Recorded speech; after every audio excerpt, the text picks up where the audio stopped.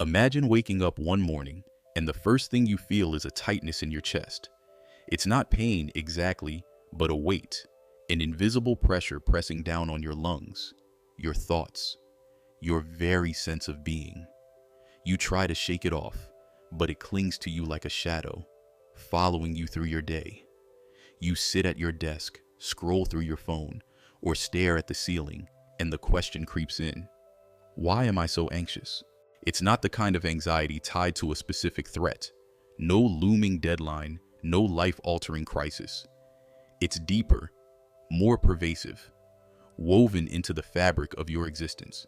You can't pinpoint its source, but you feel its presence in every heartbeat, every breath, every moment of stillness. It's as if the world itself is holding its breath, waiting for something to happen. But what? Here's the paradox. You live in an age of unprecedented comfort.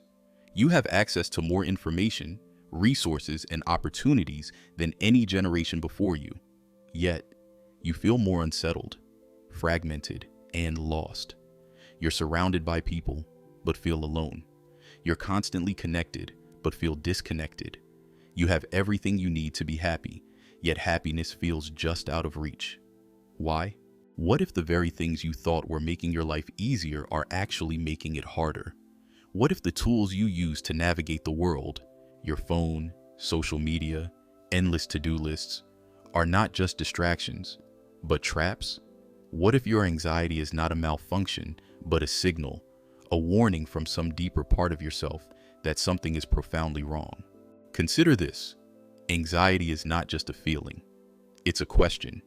It's your psyche's way of asking, what am I missing? What am I running from?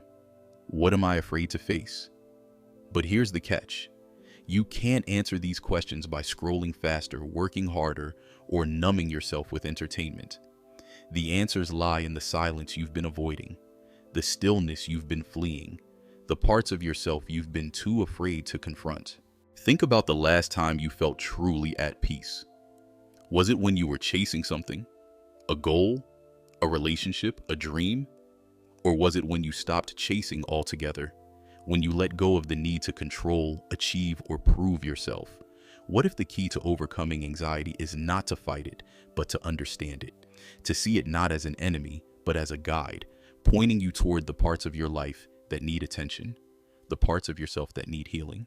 But here's the problem. You've been taught to see anxiety as a flaw, a weakness, something to be fixed or eliminated. You've been told to medicate it, distract yourself from it, push through it. But what if that's the wrong approach? What if anxiety is not the problem but the symptom? What if the real issue is not the anxiety itself, but the way you've been taught to live, the way you've been taught to think, feel, and be? This is the great question. Why are you so anxious? And more importantly, what is your anxiety trying to tell you? The answer is not simple, because anxiety is not simple. It's not just a chemical imbalance or a psychological disorder. It's a reflection of something deeper, a crisis of meaning, identity, and connection. It's a sign that you've lost touch with something essential, something that gives your life purpose and direction. But here's the good news. Anxiety is not a life sentence. It's a call to action. It's an invitation to explore the hidden corners of your mind, confront the fears you've been avoiding, and rediscover the parts of yourself you've forgotten or abandoned. It's a chance to rewrite the story you've been telling yourself about who you are and what you're capable of. So, the next time you feel that familiar tightness in your chest, that sense of unease that seems to come from nowhere and everywhere at once, don't run from it. Don't try to push it away or drown it out. Instead, ask yourself, what is this anxiety trying to tell me? What am I afraid to face? What am I missing? The answers may not come easily. They may not come at all, at least not at first. But the act of asking the questions, of sitting with the discomfort, of listening to the silence, that's where the real work begins. Anxiety is not just a feeling. It's a force. It shapes how you see the world, interact with others, and perceive yourself. It's a lens that distorts reality, a filter that colors every experience, a weight that drags you down even when you think you're moving forward. But its effects go far beyond the personal. Anxiety is not just your problem.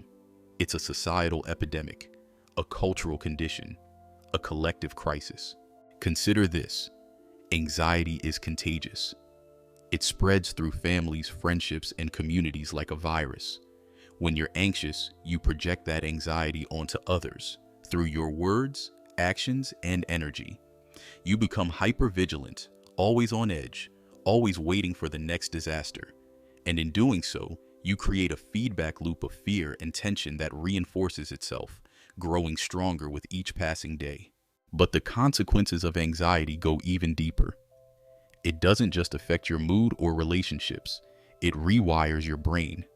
Neuroscientists have found that chronic anxiety can alter the brain structure and function, shrinking the hippocampus, responsible for memory and learning, and enlarging the amygdala, responsible for fear and emotion. In other words, anxiety doesn't just make you feel bad, it changes who you are. And then there's the cultural conditioning. From a young age, you've been taught to see anxiety as a weakness, a flaw, something to be ashamed of. You've been told to just relax, think positive, or get over it. But these platitudes only make things worse. They invalidate your experience, silence your voice, and push your anxiety deeper into the shadows, where it grows stronger and more insidious. This is the paradox of modern life.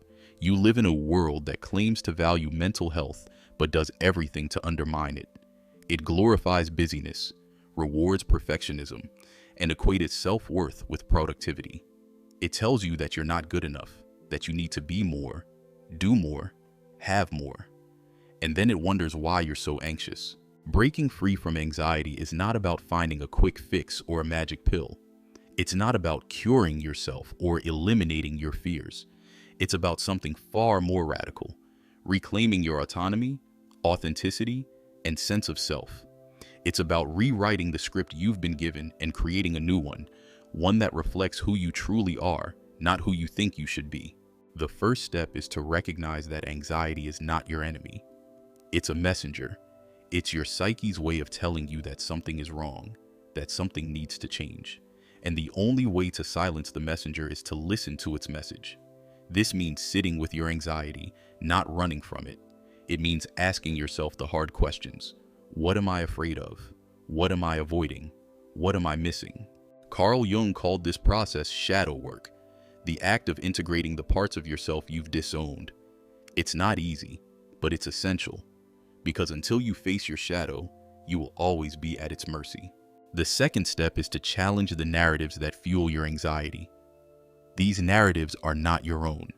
They've been imposed on you by society, culture, and the people around you. They tell you that you're not good enough, that you need to be more, do more, have more. But these narratives are lies. Friedrich Nietzsche understood this. He believed that the key to overcoming anxiety was to create your own values, define your own meaning, and live your own life. Become who you are, he urged. The third step is to cultivate presence. Anxiety thrives in the past and the future, in the regrets of what has been and the fears of what might be. But the present moment is where freedom lies. This is where the wisdom of thinkers like Jean-Paul Sartre and Viktor Frankl comes into play. Sartre believed that the present moment is the only reality we have, and that by fully inhabiting it, we can transcend our anxieties and fears. Here it is, the final, most powerful realization. Your anxiety is not a flaw, it's a doorway. It's a doorway to a deeper understanding of yourself, a deeper connection to the world, and a deeper sense of meaning and purpose. It's not something to be eradicated or escaped. It's something to be embraced, explored, and transformed. This may sound counterintuitive. After all, anxiety feels like the enemy. It feels like a weight, a trap, a prison. But what if it's also a key? What if it's the very thing that can set you free? Think about it. Anxiety arises when something is out of alignment, when your life, choices, and values are not in harmony with your true self. This is the ultimate truth. Your anxiety is not the problem, it's the solution. It's the solution to the existential crisis that plagues modern life. The crisis of meaning, identity, and connection. It's the solution to the numbness, emptiness, and disconnection that so many people feel. It's the solution to the question that haunts you. Why am I here? What is my purpose? Who am I? But here's the catch. You can't access this solution by running from your anxiety. You can only access it by running toward it, by diving into the depths of your fears, doubts, and insecurities, and discovering what lies beneath. This is where the work of Carl Jung becomes essential. Jung believed that the path to wholeness lies in integrating the shadow, the parts of ourselves we've disowned, rejected, or feared. When you answer that knock, something extraordinary happens. You begin to see your anxiety not as a burden, but as a gift. You begin to understand that it's not trying to destroy you, it's trying to save you. It's trying to lead you back to yourself, to the parts of yourself you've forgotten, abandoned, or been too afraid to face. This is the paradox of anxiety. It is both the wound and the medicine.